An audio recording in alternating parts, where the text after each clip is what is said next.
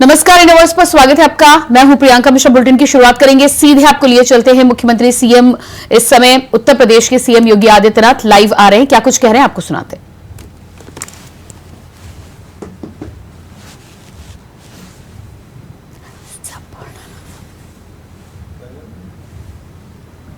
शिक्षा विभाग के हमारे सभी अधिकारीगण,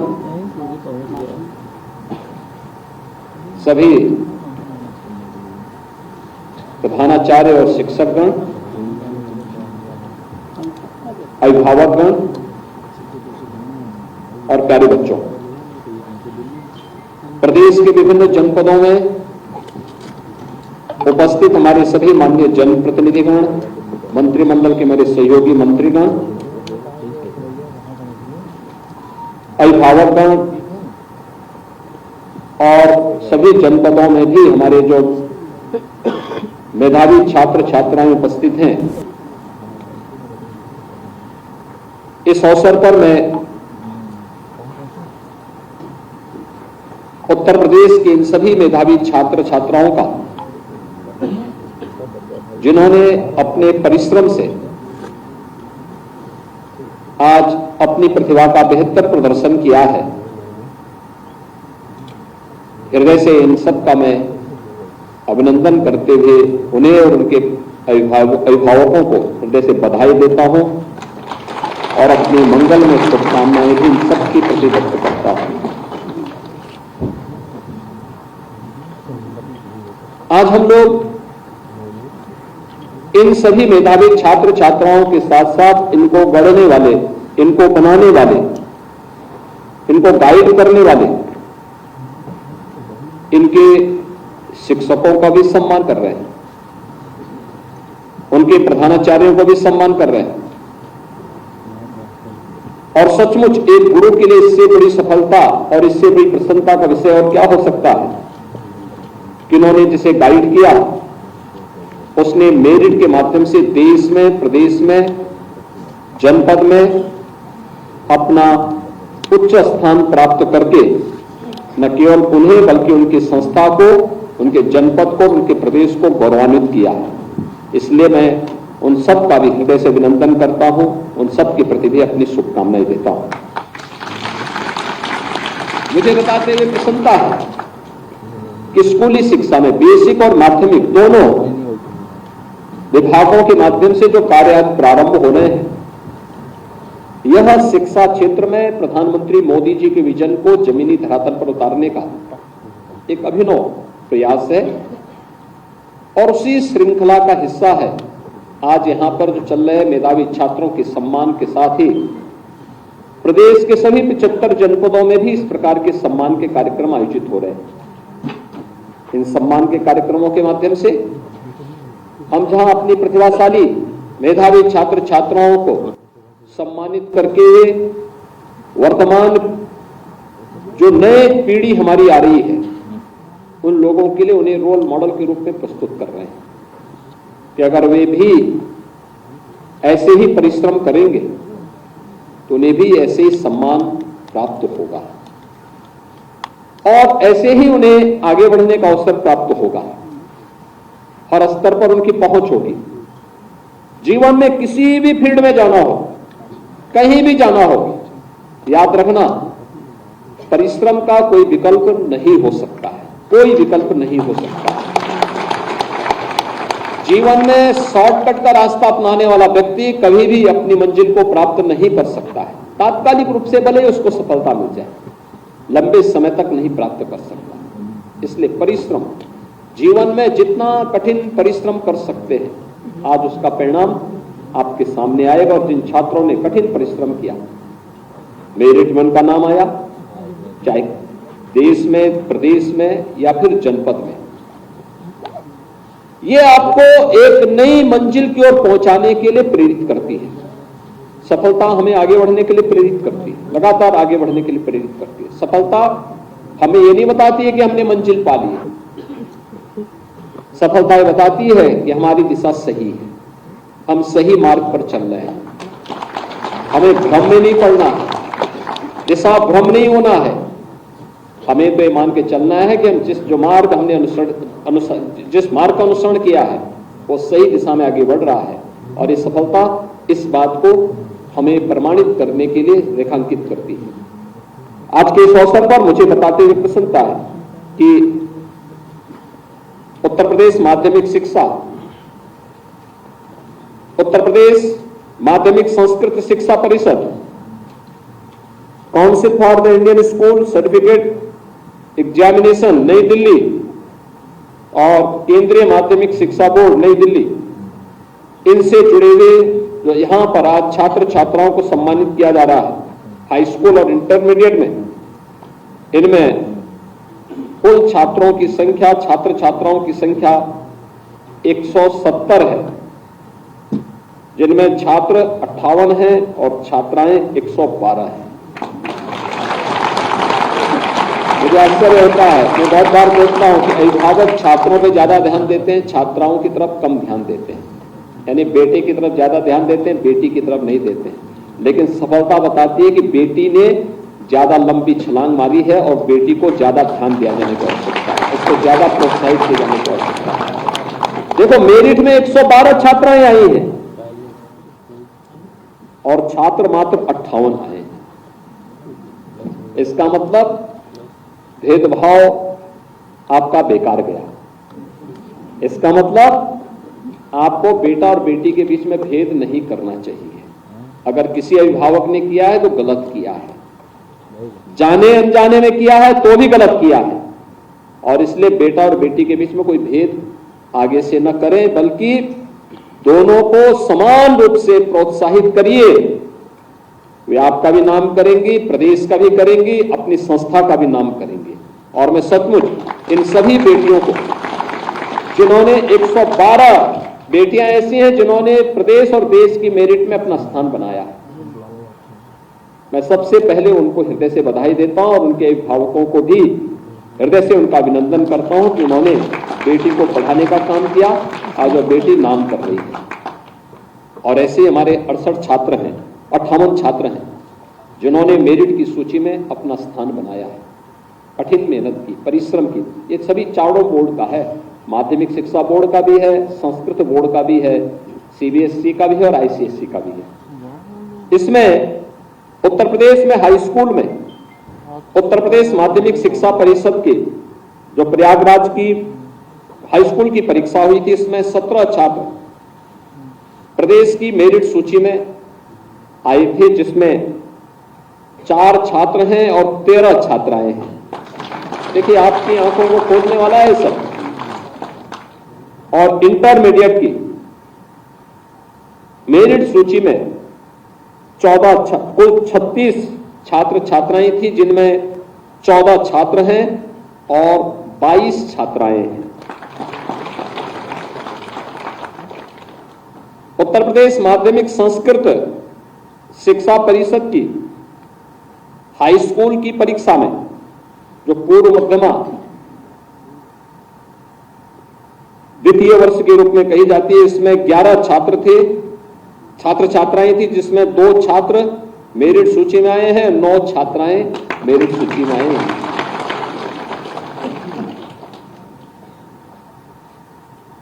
इंटरमीडिएट में 11 मेरिट सूची में आए थे, इनमें 1 छात्र मेरिट में आया और 10 छात्राएं आई।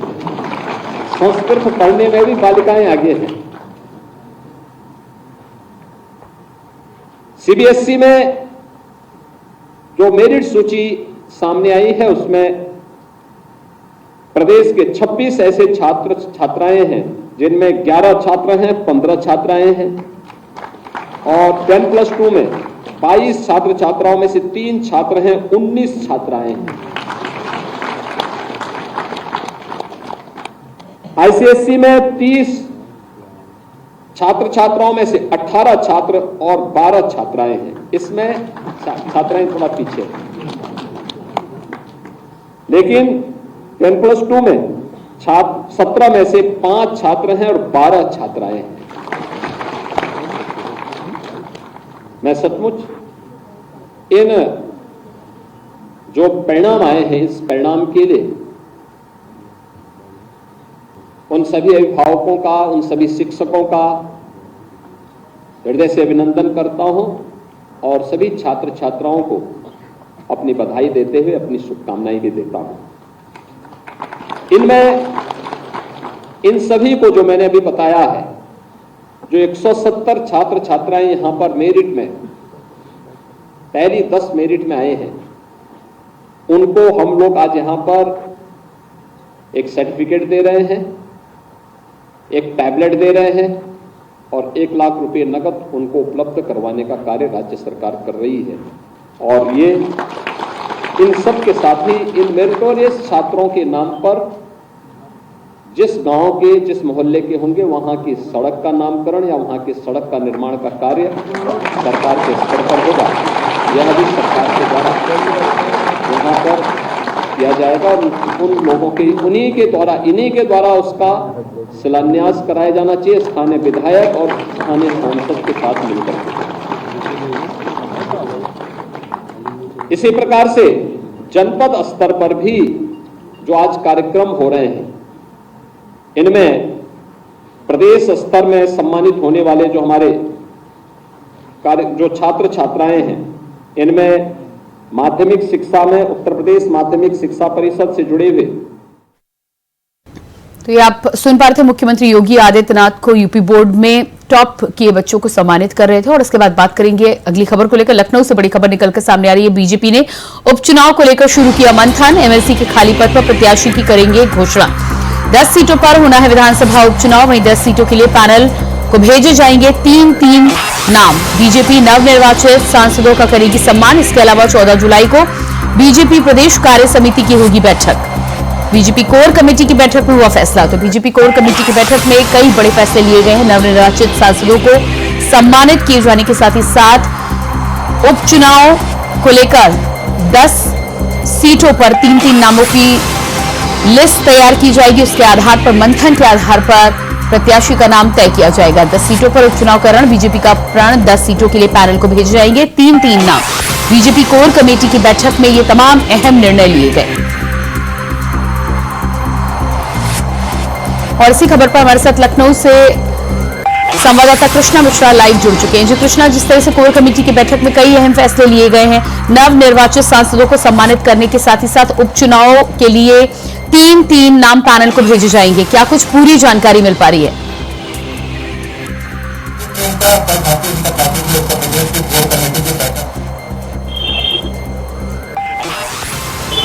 जी कृष्णा, आपके पास एक बार फिर से आएंगे और एक बार फिर से जुड़ने का प्रयास करेंगे। एमएलसी की सीट पर भारतीय जनता पार्टी के मंथन की शुरुआत। 10 सीटों पर उपचुनाव का रण, बीजेपी इसको लेकर तैयारियों में जुट चुकी है। जुलाई महीने में होने हैं 10 सीटों पर चुनाव। ऐसे में भारतीय जनता पार्टी की तरफ से प्रत्याशियों को लेकर मंथन की शुरुआत। बताया जा रहा है कि लिस्ट तैयार कर 3-3 नाम एक सीट के लिए पैनल को भेज जाएंगे। उसके आधार पर फाइनल निर्णय लिया जाएगा। उसके साथ ही साथ नवनिर्वाचित सांसदों को सम्मानित करने का कार्यक्रम भी भारतीय जनता पार्टी के कार्यालय में किया जाएगा। कोर कमेटी की बैठक में ये कई अहम फैसले लिए गए।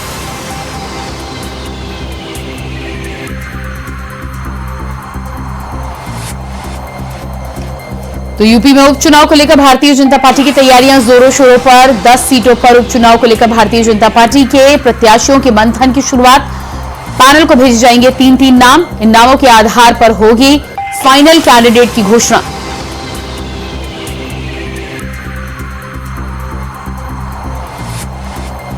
भारतीय जनता पार्टी की कोर कमेटी की बैठक में लिए गए फैसले। और इसी खबर पर एक बार फिर से हमारे साथ संवाददाता कृष्णा मिश्रा लाइव जुड़ चुके हैं। जी कृष्णा, जिस तरह से कोर कमेटी की बैठक में अहम फैसले लिए गए हैं, एक तरफ तो नवनिर्वाचित सांसदों को सम्मानित किया जाएगा, दूसरी तरफ उपचुनाव को लेकर पैनल को नाम भी भेजे जाने। इसके अलावा क्या कुछ जानकारी मिल पा रही है? देखिए प्रियंका, कल भारतीय जनता पार्टी की कोर कमेटी की बैठक हुई। इस बैठक में उत्तर प्रदेश के मुख्यमंत्री और प्रदेश के प्रदेश अध्यक्ष भारतीय जनता पार्टी के भूपेंद्र चौधरी और दोनों डिप्टी सीएम मौजूद रहे। दोनों सामने जो बैठक हुई, इस बैठक में उपचुनाव को भी लेकर चर्चा की गई है। और भारतीय जनता पार्टी के उत्तर प्रदेश से जो 33 सांसद जीत के सदन पहुंचे हैं, उनमें से 9 सांसदों को मोदी की कैबिनेट में मंत्री भी बनाया गया है। तो उन सांसदों को मोदी जो है धन्यवाद भी ज्ञापन करेंगे और उन्हें सम्मानित भी करेंगे। भारतीय जनता पार्टी उत्तर प्रदेश में उपचुनाव भी हो रहा है, तो उपचुनाव की रणनीति भी तैयार की गई है। कल की जो बैठक हुई है, इस बैठक के बाद भारतीय जनता पार्टी की संगठन की भी बैठक होनी है और केंद्रीय कार्य समिति की भी बैठक होनी है, जिसमें उत्तर प्रदेश के मुख्यमंत्री योगी आदित्यनाथ हिस्सा लेंगे। साथ ही साथ इस समय भारतीय जनता पार्टी में जो बैठकों का दौर लगातार जारी है, तो ये साफ प्रयास लगाया जा रहा है कि जो उत्तर प्रदेश की 9 विधानसभा सीटों पर उपचुनाव होना है, इसको भी लेकर भारतीय जनता पार्टी पूरी तरीके से रणनीति बनाने में जुटी हुई है। जी प्रियंका। जी बिल्कुल, तो रणनीति बनाने में जुटी हुई है और जानकारी जिस तरह से निकलकर सामने आ रही है कि एक एक सीट के लिए 3-3 नाम भेजे जाएंगे। ऐसे में क्या ये तय है कि इन्हीं के आधार पर उपचुनाव के प्रत्याशी तय किए जाएंगे? क्या नामों को लेकर अभी भी समय है फाइनल होने में? देखिए, अभी नामों को लेकर जो है अभी इस पे विचार हो रहा है। भारतीय जनता पार्टी इस पे लगातार जो है मंथन कर रही है, क्योंकि भारतीय जनता पार्टी का आरोप भी है, जो उनकी एक जो रिपोर्ट निकली है, रिपोर्ट निकल के exclusive report Bharatiya Janata party ने निकाली है, जिसमें लगभग 100 के करीब ऐसे विधायक हैं जिन्होंने भीतरघात भी किया है पार्टी के साथ। जिस तरीके से 2024 के लोकसभा चुनाव में परिणाम आया है, उस परिणाम को भारतीय जनता पार्टी कहीं न कहीं अपने विधायकों को भी जिम्मेदार ठहरा रही है। तो इसमें जो इनके सहयोगी दल है, सहयोगी दलों का भी कहना है कि पार्टी के कुछ विधायकों ने भीतरघात किया है, तो सहयोगी दल से भी भारतीय जनता पार्टी लगातार उनके संपर्क में है और ये प्रयास ये भी लगाया जा रहा है कि सहयोगी दल से भी बातचीत करके और जल्द ही नामों का फैसला किया जाएगा, क्योंकि अगस्त में उपचुनाव होने हैं। तो भारतीय जनता पार्टी के पास अभी 2 महीने का समय है। 2 महीने में भारतीय जनता पार्टी पूरी तरीके से अपने आप को मजबूत बना के और 2024 में भारतीय जनता पार्टी में उत्तर प्रदेश के 9 विधानसभा सीटों पे उपचुनाव होना है, उसमें मैदान जो है जनता के बीच में जाएगी। भारतीय जनता पार्टी का साफ तौर पर यह भी कहना है कि कहीं ना कहीं भारतीय जनता पार्टी जो है असमर्थ रही है कि भारतीय जनता पार्टी ने जो काम किया है उत्तर प्रदेश में पिछले 7 सालों में, वो काम भारतीय जो है जनता तक नहीं पहुंचा पाई और इसका जो है काफी नुकसान भी भारतीय जनता पार्टी को देखने को मिला है। तो भारतीय जनता पार्टी लगातार इस बूढ़ा गणित को बैठाने में, अगर जातीय समीकरण की बात करें तो जातीय समीकरण के माध्यम से भारतीय जनता पार्टी इस बार प्रदेश की जनता को साधने की कोशिश करेगी। लगातार उन विधानसभाओं में जो है भारतीय जनता पार्टी सर्वे भी करा रही है कि किस जातीय समीकरण में कौन सा नेता फिट बैठ रहा है, कौन से नेता को टिकट देनी चाहिए। जो उनके सहयोगी दल हैं उसमें भी लगातार उसके साथ जो है दिखाई दे रहे हैं। तो भारतीय जनता पार्टी 2000 जो ये उपचुनाव होना है 9 विधानसभा सीटों पर, इसमें कोई कोर कसर नहीं छोड़ना चाहती, क्योंकि भारतीय जनता पार्टी के खेमे में 5 सीट पहले से भी है, लेकिन भारतीय जनता पार्टी के सूत्र दावर रहे हैं कि भारतीय जनता पार्टी जो है 9 के 9 विधानसभा सीट जीतेगी और उत्तर प्रदेश के मुख्यमंत्री। जी कृष्णा बने रहिएगा आप हमारे साथ। तो लगातार एमएलसी की सीट को लेकर भारतीय जनता पार्टी का मंथन शुरू, और इसके बाद बात करते हैं अगली खबर को लेकर। 14 जुलाई को बीजेपी कार्य समिति की होगी बैठक में राष्ट्रीय अध्यक्ष जेपी नड्डा भी होंगे शामिल। लोकसभा चुनाव के बाद कार्य समिति की बैठक, 10 विधानसभा सीटों पर उपचुनाव पर भी होगी चर्चा। वहीं यूपी कोटे से बने मंत्रियों का अभिनंदन समारोह भी तय। ऐसे में बैठक में राष्ट्रीय अध्यक्ष जेपी नड्डा भी होंगे शामिल। 14 जुलाई को बीजेपी कार्य समिति की होगी बैठक। 14 जुलाई को बीजेपी कार्य समिति की बैठक में राष्ट्रीय अध्यक्ष जेपी नड्डा होंगे शामिल। और इसी खबर पर कृष्णा हमारे साथ लखनऊ से लगातार बने हुए हैं। जी कृष्णा, जिस तरह से 14 जुलाई को भारतीय जनता पार्टी की अहम बैठक होनी है, राष्ट्रीय अध्यक्ष जेपी नड्डा भी इस बैठक में शामिल होंगे और मंत्रियों के अभिनंदन समारोह के साथ ही साथ एक बार फिर से उपचुनाव पर चर्चा इस बैठक में की जाएगी। देखिए प्रियंका, भारतीय जनता पार्टी 14 तारीख को केंद्रीय कार्य समिति की बैठक है, जो बैठक लखनऊ में आयोजित की जाएगी। अभी इसका स्थान निर्धारित नहीं किया गया है, लेकिन बैठक 14 जो है जुलाई को प्रस्तावित है। इसमें जो उत्तर प्रदेश से मंत्री बने हैं जो कि मोदी के कैबिनेट में उनका अभिनंदन की प्रधानमंत्री नरेंद्र मोदी करेंगे। साथ ही साथ उपचुनाव को भी लेकर इसमें चर्चा की जाएगी। इस बैठक की अध्यक्षता जो है भारतीय जनता पार्टी के राष्ट्रीय अध्यक्ष जेपी नड्डा करेंगे। इस बैठक में उत्तर प्रदेश के तमाम बड़े नेता, उत्तर प्रदेश के मुख्यमंत्री समेत तमाम बड़े नेता भी मौजूद रहेंगे और कहीं न कहीं तो भारतीय जनता पार्टी को 2024 के लोकसभा चुनाव में हार का सामना करना पड़ा है। एक बड़ा झटका लगा है उत्तर प्रदेश में भारतीय जनता पार्टी को। इसकी भी समीक्षा लगातार भारतीय जनता पार्टी कर रही है और अब भारतीय जनता पार्टी कोई कोर कसर नहीं छोड़ना चाहती, क्योंकि उत्तर प्रदेश की 10 लोकसभा विधानसभा सीटों पर उपचुनाव होना है। तो उस उपचुनाव को देखते हुए भारतीय जनता पार्टी लगातार ऐसी कवायद कर रही है कि भारतीय जनता पार्टी को उत्तर प्रदेश में जो है 10 विधानसभा सीटों में ज्यादा से ज्यादा सीट कर उसके विधायक जो है सदन में पहुंचे, और इसके लिए भारतीय जनता पार्टी लगातार अपनी जो है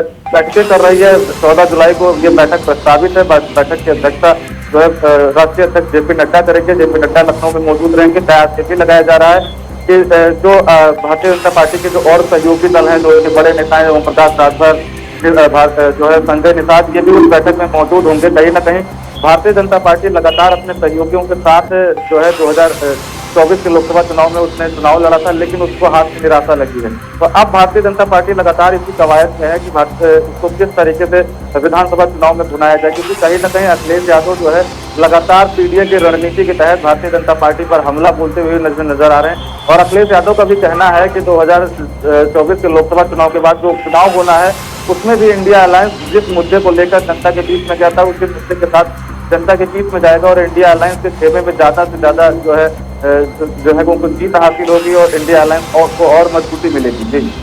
जी बिल्कुल कृष्णा, इस तमाम जानकारी के लिए बहुत बहुत शुक्रिया आपका।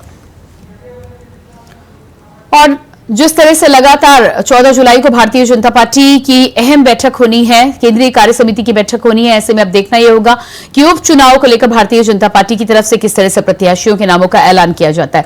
और इसके बाद बात करेंगे अगली खबर को लेकर। हजारीबाग से इस वक्त की बड़ी खबर निकलकर सामने आ रही है। नीट पेपर लीक मामले में सीबीआई का खुलासा। नीट धांधली केस में हुई 5वीं गिरफ्तारी। पेपर लीक मामले में एक पत्रकार भी हुआ गिरफ्तार। पत्रकार को गिरफ्तार कर पटना लाया गया, तो वहीं ओएसएस स्कूल के प्रिंसिपल, वाइस प्रिंसिपल को भी लिया गया हिरासत में। तो नीट पेपर लीक मामले में सीबीआई का खुलासा, एक और गिरफ्तारी सामने आई है। धांधली केस में 5वीं गिरफ्तारी। नीट धांधली केस में 5वीं गिरफ्तारी। पेपर लीक मामले में एक पत्रकार को भी किया गया गिरफ्तार। पत्रकार को गिरफ्तार कर पटना लाया गया। ओएसएस स्कूल के प्रिंसिपल, वाइस प्रिंसिपल को भी हिरासत में लिया गया। तो सीबीआई ने इस मामले की जब से जांच शुरू की है तब से इस मामले में कई तार निकलकर सामने आ रहे हैं। जिस तरह से लगातार ओएसएस स्कूल में नीट पेपर लीक मामले को लेकर तार जुड़े हुए नजर आ रहे थे। ओएसएस स्कूल के प्रिंसिपल और वाइस प्रिंसिपल को इस मामले में सीबीआई ने रिमांड पर लिया है, हिरासत में लिया है। पूछताछ लगातार जारी है। ऐसे में एक और शख्स की गिरफ्तारी हुई है, पत्रकार ये शख्स बताया जा रहा है जिसे सीबीआई ने गिरफ्तार कर पटना पहुंचाया है। अब देखना यह होगा कि इस पूरे मामले में एक के बाद एक पूछताछ का सिलसिला जैसे जैसे आगे बढ़ता है, सीबीआई का ये एक्शन कहां तक कनेक्शन जोड़ता है। और इसी खबर पर हमारे साथ रांची से संवाददाता अजय कुमार पांडे फोन लाइन पर जुड़ चुके हैं। जी अजय, इस पूरे मामले में जिस तरह से एक और गिरफ्तारी हुई है, बताया जा रहा है कि एक पत्रकार को भी गिरफ्तार किया गया। इससे पहले ही ओएसएस स्कूल के प्रिंसिपल और वाइस प्रिंसिपल को सीबीआई ने हिरासत में लिया था। इस प्रकार से आपने देखा होगा कि पटना में जो जांच में जो सबूत मिले थे वो हजारीबाग से मंडई के और ओएसएस स्कूल का जो नीट की परीक्षा का केंद्र था और उसमें जो अलचले जो सबूत मिले गए हैं, तो निश्चित रूप उसके शक के सुई पर सीबीआई की टीम ने पिछले 4 दिनों से उन्हें पूछताछ कर रही थी। पूछताछ के बाद जो भी उनके स्कूलों में जो डिवाइस मिले, उनके जो दस्तावेज मिले, पूछताछ की पूरी के बाद दस्तावेज के साथ उन्हें पूरी टीम जो है उनके वाइस प्रिंसिपल और प्रिंसिपल को दोनों को सीबीआई कोर्ट पटना ले जाया गया, ताकि ही उस पूछताछ के दौरान उनके जो प्रिंसिपल थे और उनके वाइस प्रिंसिपल के संबंधियों से भी पूछताछ की गई। और इस पूछताछ के दौरान में एक पत्रकार का जो नाम आया है और उन्हें भी उनको कस्टडी में लेकर के पटना लेके गई है कोर्ट में। तो अब निश्चित देखना होगा जब अब ये चीजें जो पूछताछ के बाद जो भी चीजें सामने आएगी, निश्चित रूप से मुझे लगता है कि नीट के जो भी उनके आरोपी होंगे उनके सामने पूछताछ होगी आज और कोर्ट में पेश की जाएगा। जो भी सीबीआई में जो भी सबूत जांच के दौरान जो भी उनको प्राप्त हुए होंगे उनके कोर्ट में सबूत होने के बावजूद भी आगे के मामले की कार्रवाई की जा सकती है। जी बिल्कुल, तो इस पूरे मामले में जिस तरह से अब पत्रकार को भी सीबीआई ने अपनी हिरासत में लिया है, पूछताछ की शुरुआत होगी और हजारीबाग से लेकर पटना तक यहाँ पर कनेक्शन लिया गया है। पत्रकार को जिस तरह से पटना लाया गया है, क्या लगता है आपको कि क्या तार हजारीबाग से पटना सभी जगह फैले हुए हैं? क्या यही वजह है कि पटना यहाँ पर लाया गया है? देखिए, निश्चित रूप से जो भी सीबीआई के पूछताछ के दौरान जो भी चीजें सामने आई है, तो निश्चित रूप से पत्रकार की भी जो भूमिका वो तो संगी पाई गई है। जिस प्रकार से आपने देखा होगा नीट के मामले को लेकर जो एक नया नेक्सस यहाँ झारखंड में काम कर रहा है, चाहे वो नीट की परीक्षा के मामले को लेकर या फिर जेपीएससी के मामले को लेकर के या जेएसएससी सीएमजी की परीक्षा के मामले को लेकर एक पूरा एक नेटवर्क यहाँ काम कर रहा है। तो निश्चित रूप से इस प्रकार से जो नीट की परीक्षा की यहाँ जो धांधली हुई, जिसमें परीक्षा के लीक के जो मामले सबूत आए हैं, तो मुझे लगता है कि इन तमाम सबूतों के आधार पर उन आरोपियों जो कस्टडी में लिए गए हैं 6 आरोपी जो पटना में हैं, उनके सामने आज पूछताछ के बाद सारी चीजें सामने आ सकती है। मुझे लगता है कि बहुत जल्द ही सीबीआई इस पे निष्कर्ष पर पहुंच सकती है। जी बिल्कुल अजय, इस तमाम जानकारी के लिए बहुत बहुत शुक्रिया आपका। और इसी के साथ फिलहाल इस बुलेटिन में इतना ही। खबरों का सिलसिला जारी रहेगा। नमस्कार।